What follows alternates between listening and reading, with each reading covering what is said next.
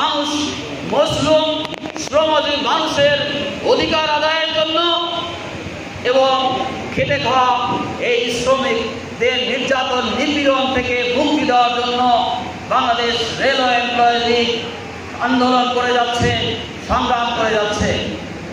সম্মানিত ভাইরা, আমরা রেলওয়েতে চাকরি করি, আমরা রেলওয়ে কর্মচারী, শ্রমিক, যেই আমরা যারাই আমরা রেলওয়েতে চাকরি করি না কেন, আমরা আমাদের এই রেলওয়েতে আমরা বুক ফুলিয়ে, আমরা মাথা উঁচু করে মানুষের কাছে পরিচয় দিতে চাই যে আমি রেলওয়ের একজন কর্মচারী।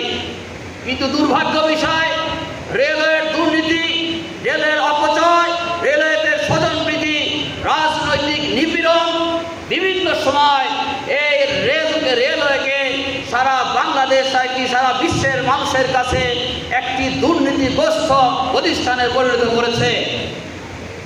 আমরা কি এই অবস্থা থেকে বেরিয়ে আসতে চাই?